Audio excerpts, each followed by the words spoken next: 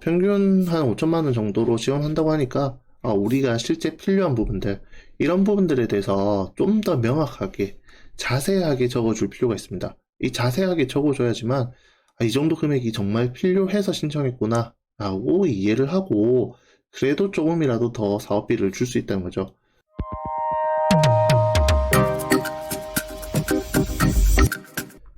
안녕하세요. 리서치 헬퍼 박 대표입니다. 오늘은 예비 창업 패키지, 이 예비 창업자 모집 공고가 업로드 되었기 때문에 안내해 드리고자 합니다. 이전에 문제가 되고 있던 점들, 이런 부분들이 보완돼 가지고 이번에 양식이 좀 변경되었어요.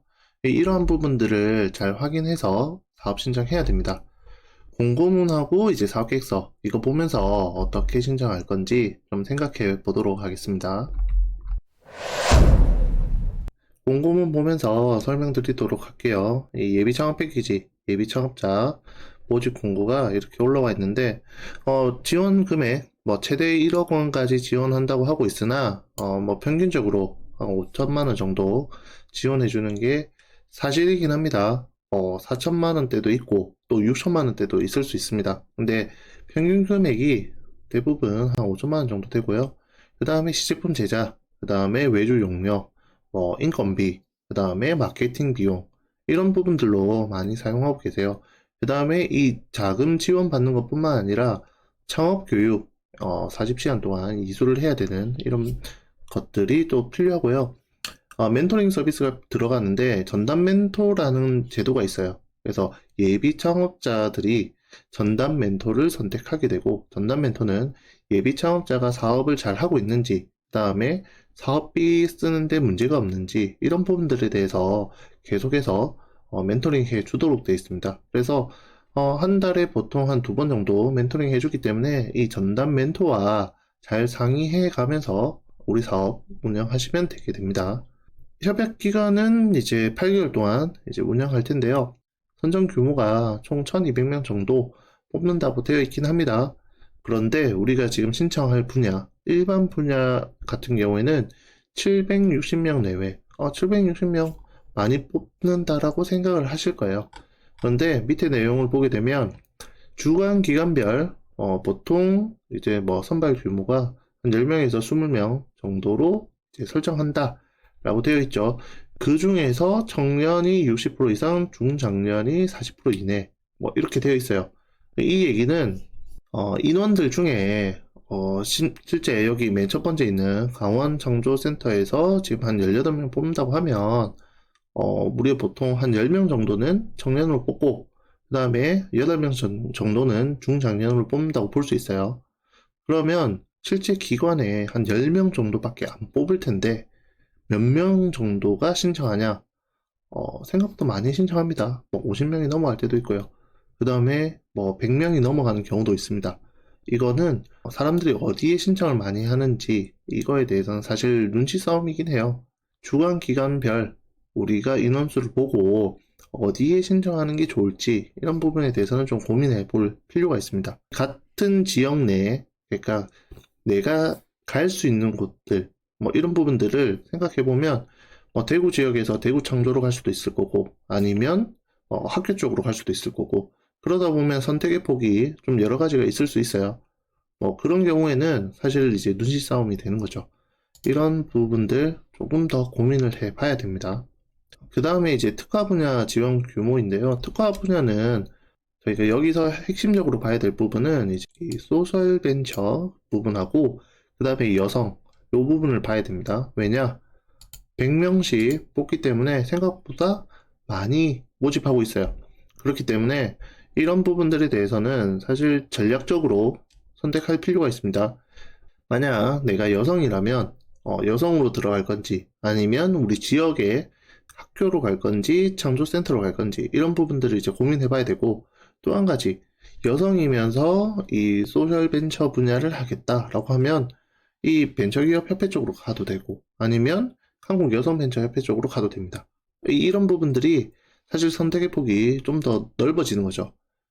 제 입장은 여성이라면 여성벤처협회 쪽으로 신청하는 게 그래도 유리하지 않을까.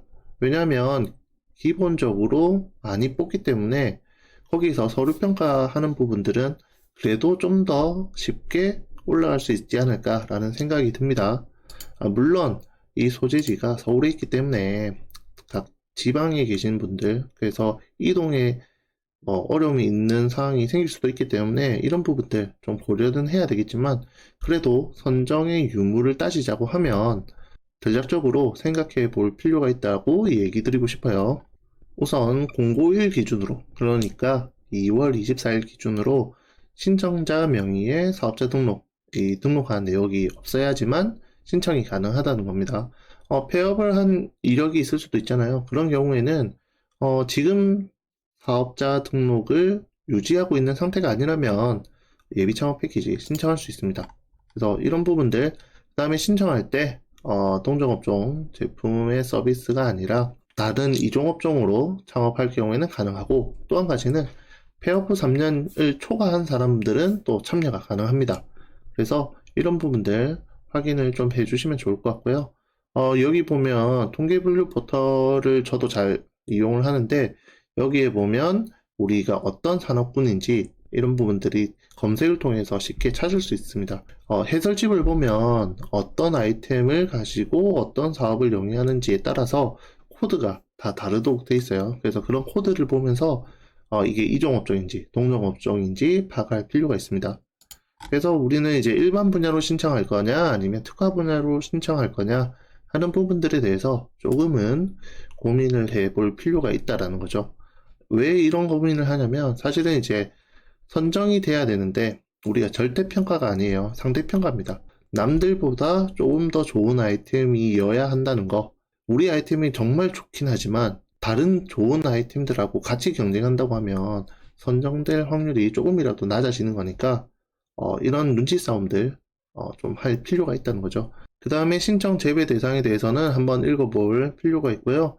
그 다음에 뭐 사업자 등록증을 한번 운영하신 분들 같은 경우에는 국세, 이 지방세 이런 체납 중인 기업들이 많습니다. 그래서 이런 부분들 한번 더 확인하셔가지고 문제가 없도록 사전에 준비해 줄 필요가 있습니다. 그 외에 나머지 이 사항에 대해서는 한번 읽어보시면 좋을 것 같아요.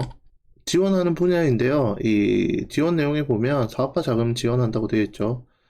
평균 한 5천만 원 정도로 지원한다고 하니까 우리가 실제 필요한 부분들, 이런 부분들에 대해서 좀 더 명확하게 자세하게 적어줄 필요가 있습니다. 이 자세하게 적어줘야지만 이 정도 금액이 정말 필요해서 신청했구나 라고 이해를 하고, 그래도 조금이라도 더 사업비를 줄 수 있다는 거죠. 너무 뭉텅거리, 뭐 인건비를 사람 3명 뽑을 건데요, 3명에 대한 인건비를 책정해놨다. 사실 그러면 그 3명이 꼭 필요할까? 라고 생각하고 한 사람을 채용을 하지 말라고 사업비를 까게 되는 거죠. 정말 우리가 개발하고자 하는 외주 용료, 재료비 이런 부분들에 대해서 사전 준비가 좀 잘 돼 있다면 나중에 이 사업계획서 쓸 때 뒤에 첨부 자료에 많이 넣어줄 수 있습니다. 그런 첨부 자료들이 있다고 하면 조금 더 사업화 자금을 많이 받을 수 있겠죠. 그 외에 이제 특이한 사항은 사실 이제 창업활동비는 월 50만 원 한도로 쓸 수 있도록 돼 있어요. 그러니까 대표자는 인건비를 지급하지 않습니다. 그러니까 정부 지원금으로 대표자 인건비로 뺄 수는 없다는 거죠. 그렇기 때문에 대표자가 하는 활동들, 이런 활동들을 도와주기 위해서 50만 원치 그냥 통장으로 넣어주게 됩니다. 그러면 이 통장으로 넣어준 돈을 가지고 우리가 필요한 경비, 그 다음에 사무용품, 그 다음에 출장, 이런 것들을 돈을 쓸 수 있게 되는 거죠. 그래서 이런 부분들 나중에 선정되고 나면 이런 부분들에 대해서는 전담 멘토들이 잘 챙겨줄 거니까 한 번 더 확인하면 될 것 같고, 우리가 사업비 짤 때는 우리가 8개월 동안 한다고 했으니까 400만 원에 대해서는 이렇게 창업 활동비로 잡아주시면 될 것 같아요. 다음으로 이제 창업 교육하고 멘토링인데요. 이런 부분들은 한 번 더 얘기를 했기 때문에 넘어갈 건데, 이 전담 멘토에 대해서 한 번 더 설명을 드리면, 전담 멘토 같은 경우에는 우리가 한 명을 선정할 수 있습니다. 물론 다른 사람이 또 전담 멘토를 신청하게 되면 서로 이제 중복이 되다 보니까 우리가 원하는 전담 멘토를 하지 못하게 되는 경우도 있습니다. 그래서 1순위부터 5순위까지 정하게 되는데, 이러한 과정들 중에서 사실 멘토 선택하는 게 뭐 이 사람에 대한 정보들을 자세히 알 수 있냐라고 하면 이분이 우리 사업에 잘 맞는 사람인지 또는 나한테 도움이 되는 사람인지 확인하기가 쉽지는 않습니다. 그럼에도 불구하고 전문가 집단으로 이루어진 풀들에 등록된 사람들이기 때문에 어느 정도 기업에 도움을 줄 수 있는 충분한 역할을 하기 때문에 어느 분을 선택하시더라도 크게 문제되지는 않을 거예요. 그럼에도 불구하고 이 전담 멘토와 사업 운영하는 데 있어서 좀 트러블이 생기거나 문제가 된다고 하면 전담 멘토는 교체를 할 수 있기 때문에 이런 부분들은 이 기관하고 얘기해서 잘 해결해 줄 수 있는 분야이긴 합니다. 그 다음에 신청 기간 3월 17일 목요일 4시까지입니다. 그렇다면 우리는 3월 16일까지 접수한다는 생각으로 진행을 해주시면 돼요. 마지막 날 17일 날 접수할 거라고 막 준비하다 보면 접수가 안 되거나 사이트 접속이 안 되거나 업로드 했는데 파일이 안 올라가지거나 이런 상황들 많이 생깁니다. 그래서 전날 접수를 마무리하자라는 얘기를 꼭 드리고 싶어요. 물론 17일 날 되면 이런 부분들이 좀 아쉬운데 저런 부분이 아쉬운데 라고 생각이 드는 부분들이 있을 겁니다. 그것 때문에 이 사업이 떨어지진 않아요. 정말 핵심적으로 심각한 오류가 있는 부분들이 있다면 그런 내용들은 바꿔야 되겠지만 뭔가 조금 더 보완하려고 하고 조금 더 좋게 만들려고 하다 보면 사실 내가 하고 싶은 얘기는 이미 다 했을 겁니다. 크리티컬한 문제가 발생하지 않을 경우에는 사전에 접수한 대로 신청 마무리해 주시면 좋을 것 같아요. 그 다음에 온라인 신청으로만 진행되기 때문에 이 K-스타트업 들어가가지고 온라인으로 신청해 주시면 됩니다. 이러한 과정들에 대해서는 여기 자세히 나타나져 있어요. 그래서 우리가 사업계획서 작성 끝내고 그 다음에 이 공고문 펼쳐놓고 그 다음에 K-스타트업 띄워놓고 그런 다음에 신청 접수를 해주시면 될 것 같아요. 제출 서류인데요. 제출 서류는 이 사업계획서 이것만 업로드 해주시면 됩니다. 그런데 21년도 양식에서 변경되었다고 적어놨어요. 그래서 이미 양식의 사업계획서 제출하면 무조건 제외시키겠다라는 얘기를 하고 있습니다. 그러니까 작년에 미리 사업계획서 작성을 해놓은 부분이 있다고 하면 지금 이번에 게시된 사업계획서 양식을 바탕으로 옮겨 놓는 작업들만 해주시면 돼요. 기존 거에서 우리 내용 비슷하니까 수정해야지가 아닙니다. 여기 사업계획서 양식에 펼쳐놓고 기존에 썼던 거는 복사해서 붙여넣기 하면서 글자만 내용을 옮긴다고 생각해 주시면 될 것 같아요. 가급적이면 저는 이런 경우에는 타이핑 하라고 합니다. 그래서 글자를 직접 입력해 나가면서 본인이 사업계획 했던 부분들에 대해서 타이핑 치면서 머릿속으로 한 번 더 생각해보고 말이 이상하네? 그러면 그때 또 수정을 하고 이런 작업들로 해주시는 게 좋을 것 같아요. 그 다음에 평가지표인데요. 평가지표를 보면 이 문제인식, 실현 가능성, 성장 전략, 팀 구성으로 우리 기존 PSST 방식으로 되어 있어요. 배점을 보면 문제인식과 실현 가능성, 그러니까 어떤 문제가 있고 이 문제를 해결하기 위해서 나는 이렇게 생각한다. 그래서 이런 것들을 개발할 거다. 라는 부분이 지금 점수에 70점을 차지하고 있다는 겁니다. 내가 아무리 뛰어난 사람이라도 어떤 아이템을 어떻게 해결하는지 이거에 대한 솔루션이 제대로 제공되지 않는다면 선정되기 어려울 거라고 생각이 든다는 거죠. 성장 전략하고 팀 구성 이런 부분들은 이 사업을 하기 위해서 필요한 부분들인 거고 점수를 받는 부분은 문제인식 부분과 실현 가능성 이 두 가지 부분이라는 것들 잘 이해해 주시면 좋을 것 같아요. 사업 운영 일정을 좀 봐줄 필요가 있는데요. 우리가 대략적으로 어떻게 운영되는지 이런 부분들에 대해서는 좀 알고 계셔야 우리가 좀 더 많이 기다리는지 아니면 천천히 기다리는지 이런 부분들이 좀 될 것 같아요. 일단 예비 창업자 우리 신청하고 접수하는 거는 우리 17일 목요일 날까지 접수를 받는다고 되어 있고요. 그 다음에 이제 대면 평가, 그 다음에 자격 검증하는 과정들까지 거치면 5월 지나서 최종적으로 선정이 된다는 거죠. 그러면 우리가 협약하는 단계는 6월 달. 그러면 실제 우리가 사업비를 쓸 수 있는 시점은 7월 달부터 사업비를 쓸 수 있다고 생각하시면 됩니다. 물론 뭐 6월 달도 소급 적용해서 쓸 수는 있겠지만 7월 달부터 쓴다고 하면 그 다음에 나머지 이 연말까지 남은 6개월 기간 동안 우리 시제품 개발할 거, 그 다음에 매주 용역 줄 거, 그 다음 홍보할 거, 이런 부분들을 일정을 잘 계획해가지고 우리가 사업을 운영할 필요가 있다는 거죠. 유의사항인데요. 이 유의사항에 대해서는 지금 간략하게 설명드리고 다음에 한번 따로 이 부분에 대해서 사례들을 좀 설명드리면서 이렇게 사업비를 사용하면 문제가 된다라는 것들 좀 안내해 드릴까 해요. 우리가 정부 지원금, 이거는 사실 세금으로 만들어진 돈이라고 생각하시면 됩니다. 그런데 이러한 세금들 우리가 마음대로 쓰고, 이거 정부에서 공짜로 주는 거니까 내 마음대로 써야지 라고 생각한다면, 사실 이제 형사처벌이나 또는 환수받거나 추후에 또 사업 참여에 제한을 받는다거나 이런 다양한 제재 조치를 받을 수 있기 때문에 사업비를 정당하게, 그 다음에 우리 창업하는데 잘 써주셨으면 좋겠다라는 거고, 이러한 부분에 대한 유의사항들 여기에 잘 적혀 있는데, 사실 나중에 사례들 보면 정말 교묘하게 생각했던 부분들을 가지고 악용하는 경우들, 이런 부분들도 있습니다. 그래서 이런 것들에 대해서는 따로 한번 설명을 드리도록 할게요. 마지막으로 특이한 거 하나 안내해 드릴 건데요. 이거 창업중심대학이라는 게 지금 있습니다.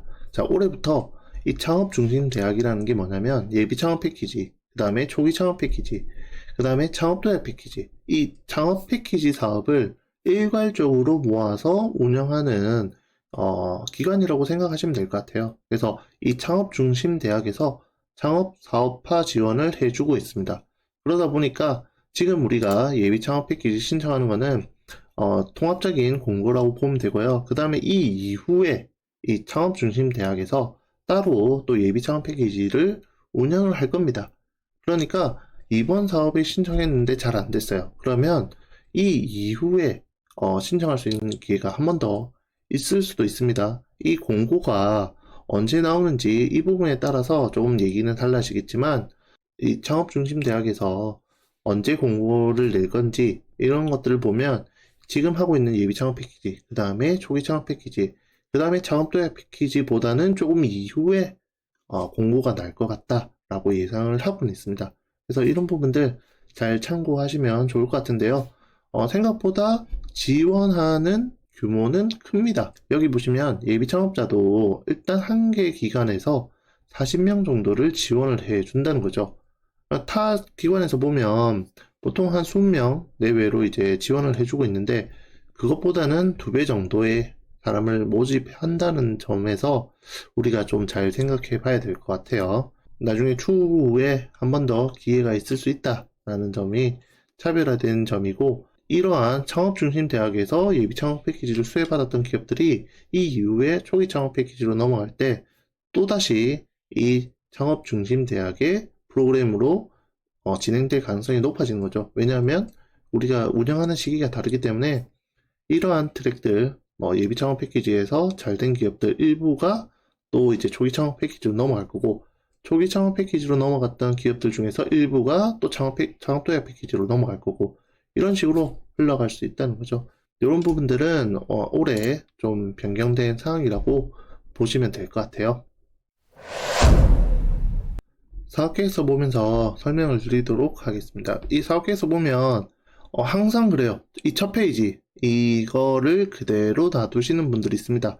이거 그냥 예시 양식이에요. 이거 첫 페이지 양식이라서 이 부분은 꼭 삭제를 해 주시면 됩니다. 그래서 이거 그냥 클릭해가지고 델키 눌려주시면 삭제되고, 그 다음에 이런 부분들 그냥 드래그해서 지워주시면 돼요. 그러면 이런 부분들이 이제 페이지가 좀 이상하네 라고 생각이 드실 분들이 있는데, 이런 부분들은 여기 보기에서 보면 조판 보호라고 있어요. 그래서 조판 보호에 보면 쪽번호 위치가 여기 숨겨져 있습니다. 그래서 이런 부분들 때문에 문제 생긴 거니까 이런 것들은 여기 아래쪽으로 이동해 주시고 위에 거 지워 주시면 돼요. 그다음에 조판부 삭제해 주면 그냥 우리 기존의 이런 양식대로 정상적으로 돌아가게 됩니다. 그래서 이 조판부를 체크해 주냐 아니냐에 따라서 이 한글 작업하는 게 사실 좀 이거 왜 안 되는지 몰라서 한참 동안 헤매는 경우가 있습니다. 그런 경우 확인해 주시면 될 것 같고요. 여기 있는 내용들 보시면 이 7페이지 내외로 작성하라고 되어 있어요. 이 내외는 7페이지보다 넘어도 됩니다. 우리가 할 얘기가 정말 많다. 그러면 8페이지, 9페이지, 정말 많게는 10페이지까지인데 이런 경우에 7페이지 내외로 작성해라 라고 하면 저는 최대 9페이지까지는 생각을 해 볼 것 같아요. 그런데 우리가 쓸데없는 얘기, 그러니까 꾸미는 얘기, 수식어들 이런 것들을 계속해서 만들어 갈 필요는 없고 7페이지 이내로, 그러니까 5페이지 가지고 모든 것들이 설명이 가능하다면 저는 5페이지로 작성 완료해도 된다고 생각합니다. 그렇기 때문에 7페이지 내외라는 거 이 부분 명심해 주면 될 것 같고, 그 다음에 양식표 변경 삭제 불가능하다고 돼 있어요. 우리 할 거 없는데 라고 해서 그냥 표를 임의대로 삭제하시는 분들이 있어요. 이런 경우에 우리가 이런 공고문도 잘 안 읽어보고 사업계획서 썼다고 해서 좋은 점수 또는 이 부분에 대해, 이 사업 계획서에 대해서 평가할 가치가 조금 낮다고 생각이 드는 거죠. 그렇기 때문에 이런 예시 항목들, 그 다음에 안내문 이런 것들은 꼭 한번 읽어보고 진행해 주시는 게 필요하고, 그 다음에 이 사업계획서 양식, 요 양식 그대로 나온 거 이거 복사해서 한쪽으로 띄워놓고 우리가 작성할 양식은 새로 작성을 해주시는 게 좋아요. 그래서 기존에 이런 내용들이 있었지, 그럼 이런 부분들을 잘 체크해서 사업계획서 쓸 때 신경 써주시면 좋을 것 같아요. 그 다음에 파란색 안내 문구 이거 삭제하라고 돼 있죠. 그래서 매번 삭제해 주시면 됩니다. 이거 남겨놓으신 분들 생각보다 정말 많아요. 그래서 이런 부분들 좀 신경 써서 해주면 좋을 것 같고, 그 다음에 불필요한 정보, 개인정보들 삭제하거나 아니면 별표 동그라미로 표시해주면 좋을 것 같습니다. 그 다음에 이제 우리가 지원 사업에 대해서 좀 더 안내해 드려야 할 부분이 핵심적인 부분이라고 보시면 되는데, 우리가 정부 지원금은 최대 1억 원까지 지원하는 거고 평균적으로 한 5천만 원 정도 준다고 돼 있어요. 그런데 우리 아이템이 정말 괜찮은 아이템이에요. 뭐 예를 들어서 코로나를 종식시킬 수 있는 새로운 우리 신약을 개발하기로 해서 사업계획서 작성해서 썼어요. 근데 이거는 개발 기간이 뭐 5개월만 개발하면 짧은 기간 내에 확실한 제품을 만들 수 있다라고 생각해서 사업계획서 썼고, 이 사업계획서에 필요한 사업비는 3천만 원이라고 작성을 했습니다. 그런데 실제 사업을 하는데 필요한 돈이 한 3억이 들어요. 그러면 우리가 최대 금액으로 1억 신청할 수 있는데 1억 신청하지 않고 실제 사업계획서 상에 3천만 원만 신청하게 되면 이 사업 아이템이 아무리 좋다고 해도 3천만 원 이상으로 지급을 하진 않습니다. 왜냐하면 신청한 금액보다 작게 주는 것은 가능한데 그것보다 더 많이 주는 것은 불가능하다는 거죠. 사업비 신청할 때 정말 우리가 필요한 개발 자금에 대해서는 그 부분까지는 직접적으로 적어주시면 되고, 만약에 필요 없는 부분, 조금 더 뻥튀기 되는 부분들이 많다고 하면 그런 부분들은 좀 감안해서 낮게 작성해 주셔도 되는데, 제가 평균적으로 작성하는 금액은 한 7천만 원 정도로 작성하라고 하고 있습니다. 왜냐하면 우리 외주 용역, 마케팅, 그 다음에 인건비 이런 부분들 다 작성하고 나면 한 5천만 원 넘게 작성이 될 거예요. 그러면 실제 그러면 5천만 원이 넘으니까 좀 줄여야 되지 않을까 라고 생각하지 말고 그 금액 맞춰서 그대로 신청하시면 됩니다. 만약에 8천만 원 나왔다, 그럼 8천만 원 그대로 신청하시면 돼요. 그래서 우리가 평가받으면서 이 아이템이 정말 괜찮은지 이런 부분들을 평가하고 감액할 부분은 감액한다는 거죠. 그 다음에 신청 분야, 일반 분야인지 특화 분야인지 체크해 주시면 이렇게 클릭해서 체크할 수 있습니다. 그래서 이 부분 체크해 주시면 될 것 같고, 그 다음에 사업 분야, 이런 부분들 체크해 주시면 돼요. 그 다음에 이제 기술 분야, 여기 있는 부분들 중에서 기술 분야 체크해 주시면 되고, 그 다음에 정부 지원금 얼마인지 100만 원 단위로 작성해 주시면 됩니다. 그 다음에 창업 아이템 개요인데요. 여기 보면 명칭을 적도록 되어 있어요. 그러니까 우리 아이템에 대한 이름, 이 아이템에 대한 이름에 대해서 이제는 적도록 되어 있습니다. 그래서 이 명칭을 적어주고, 그 다음에 이 아이템이 어떠한 용도로 쓰이는지, 뭐 운영체제인지 아니면 음료인지 아니면 프로그램인지 이런 부분들 좀 작성을 해 주도록 되어 있습니다. 그 다음에 아이템에 대한 소개, 어떤 핵심적인 기능들이 있는지 이런 부분들이 좀 나와야 될 것 같고요. 나머지 부분들은 기존에 있던 내용과 크게 다르지는 않습니다. 그 다음에 또 한 가지 산출물, 이게 왜 나왔냐면 결국엔 예비 창업 패키지 진행하면서 어떤 제품 만들 건지 불명확하게 적었던 사례들이 있습니다. 그러다 보니까 최종적인 평가를 진행할 때 결과물이 되게 이상하게 나온다는 거죠. 내가 맨 처음에 사업 계획서 작성할 때 완료하겠다라고 한 목표는 이거였다, A였는데 실제 심사위원들이 A까지 달성한 게 어떻게 말이 돼? 당연히 A 플러스 B가 돼야지 라고 서로 오해할 수 있는 부분들이 있다는 거죠. 그렇기 때문에 우리가 협약 기간 내에 달성할 수 있는 이 결과물, 그 다음에 뭐 수량, 그 다음에 제품의 형태, 이런 것들에 대해서 좀 더 명확하게 적어달라는 얘기입니다. 그래서 이런 부분들 작성해주고, 그 다음에 이미지를 넣어주시면 될 것 같아요.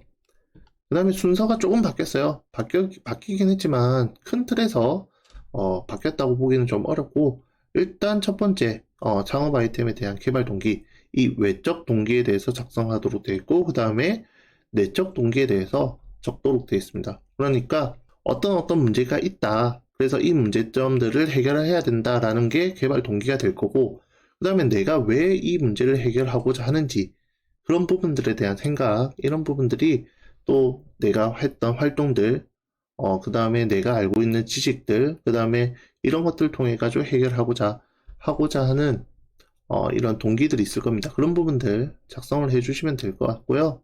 그 다음에 그동안 해왔던 내용들, 내가 창업 동아리 활동을 했으면 창업 동아리 활동하면서 이 그동안 쌓아왔던 이력들을, 그 다음에 활동 사진들, 그 다음에 수상 이력들, 이런 것들을 좀 보여주시면 좋을 것 같고요. 기업에서 일하신 분들은 어떤 활동들을 했는지, 그 다음에 내 역량이 어떻게 되는지, 이런 부분들을 좀 더 설명을 해주시면 좋을 것 같아요.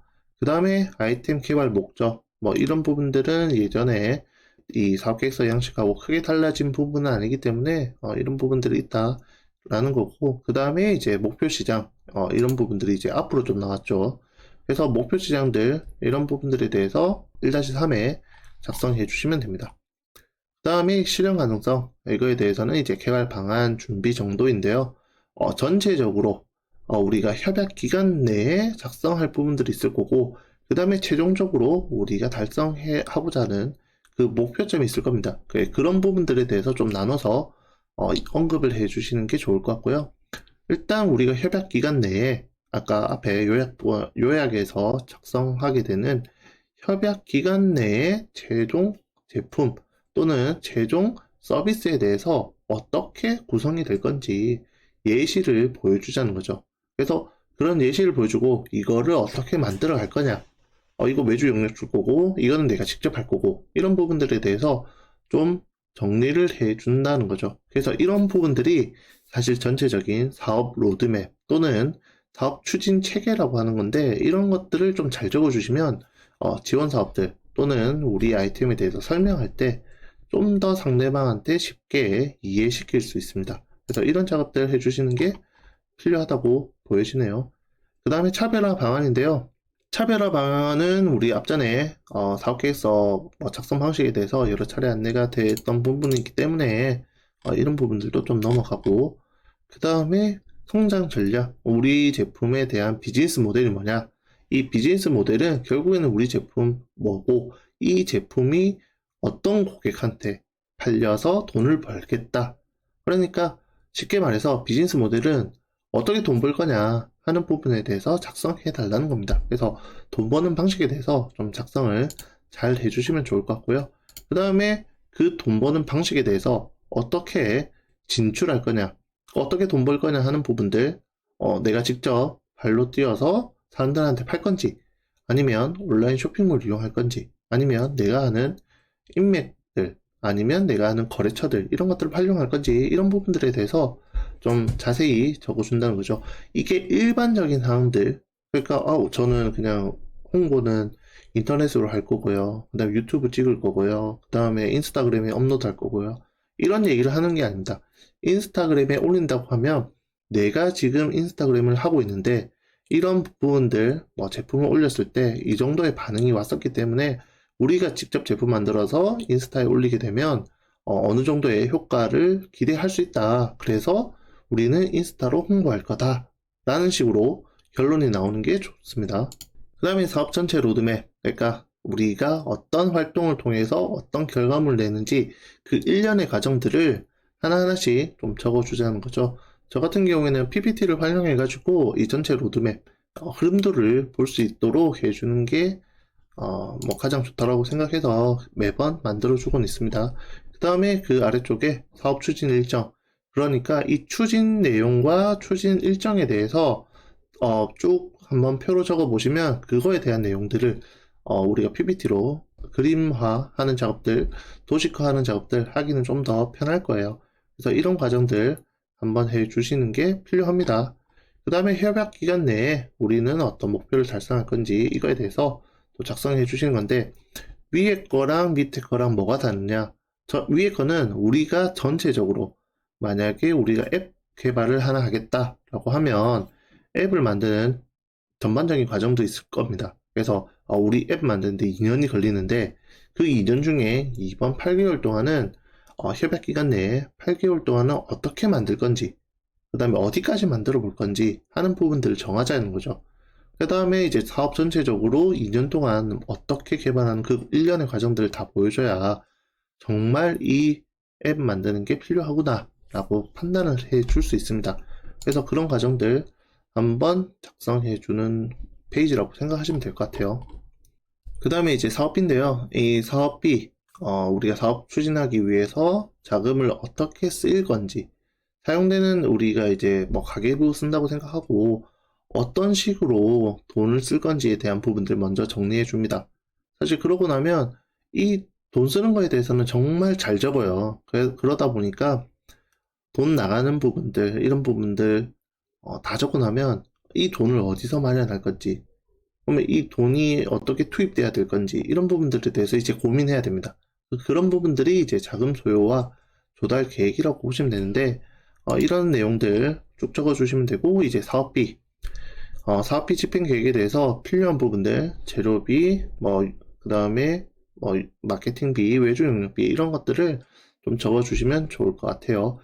사업비 작성하는 방법은 다른 동영상에서도 잘 나타내져 있으니까 참고해 주시면 좋을 것 같습니다. 그 다음에 여기 이제 조달 계획, 우리가 위에 자금 쓰겠다라고 한 부분들은 다 나와 있으니까 그것들을 하기 위해서 어떻게 조달할 건지, 이런 부분들이 필요하고요.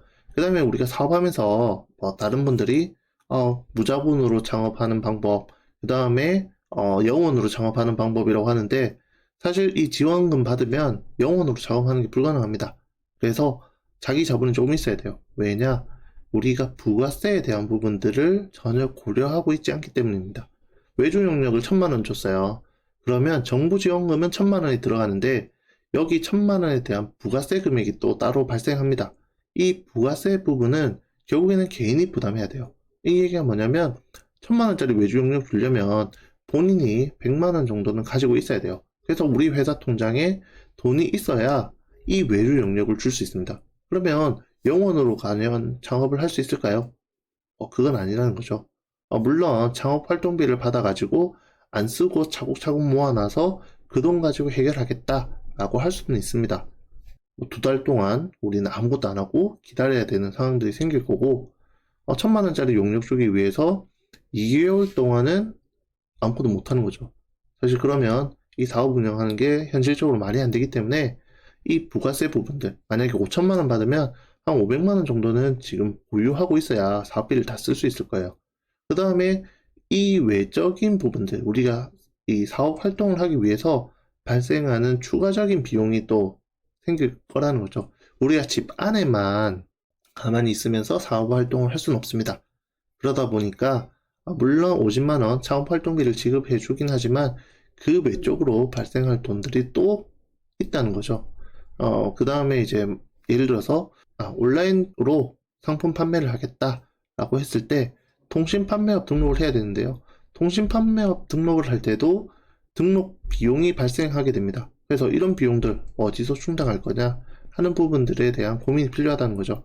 그래서 우리는 이 정부 지원금 외에 본인 부담금, 예를 들어서 이제 부가세 집행 금액들이나 이 사업 외적으로 발생하는 금액들, 그 다음에 지원 금액 외에 추가적으로 더 자금이 투입돼야 되는 부분들, 그거를 어디서 충당할 건지 그 조달 방안에 대해서 여기 작성해 주시면 좋을 것 같아요.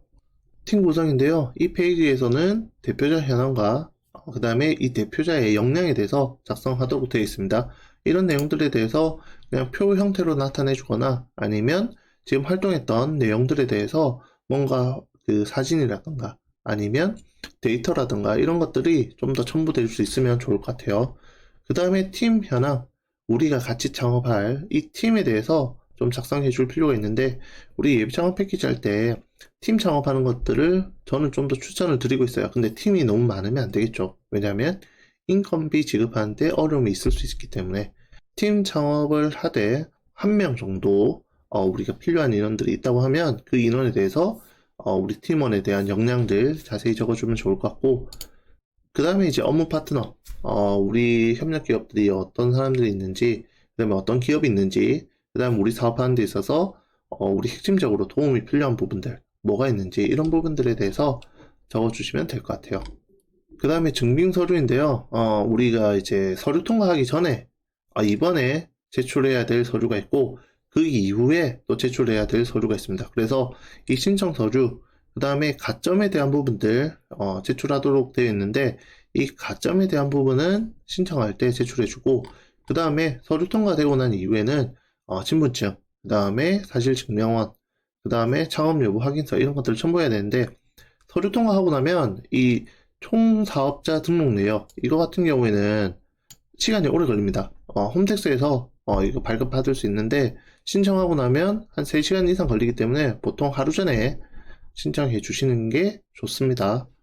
이 이후로부터는 이제 참고 자료로 우리가 사업 계획서 상에 설명 못했던 부분들을 여기에 많이 넣어 주시면 되는데, 표, 도면, 그 다음에 사진 이런 자료들을 첨부해 주시면 좋을 것 같아요. 예비 창업 패키지가 전국적으로 볼 때 많이 뽑는 것은 맞습니다. 다만 내가 신청하고자 하는 그 기관에는 인원수가 제한되어 있기 때문에 이 기관별로 선정되는 기업을 보면 많지 않다는 것을 알 수 있는데요. 이번에 예비 창업 패키지 기회는 2번이라고 볼 수 있습니다. 한 번은 지금 공고대로 진행하는 거고, 또 한 가지는 다음에 창업 중심 대학에서 이 예비 창업 패키지 공고가 한 번 더 뜰 거기 때문에 이때 신청하면 됩니다. 처음 진행하고 떨어지면 다음번에 한 번 더 보완해서 신청하면 되기 때문에 이번에 좋은 결과 있도록 잘 준비하시는 것도 필요하고, 떨어졌다고 해서 실망하지 말고 우리 사업계획서 한 번 더 보완해서 다시 한 번 더 신청하면 좋은 결과가 있지 않을까 라고 생각을 하고 있습니다. 이상으로 리서치 헬퍼 박 대표였습니다.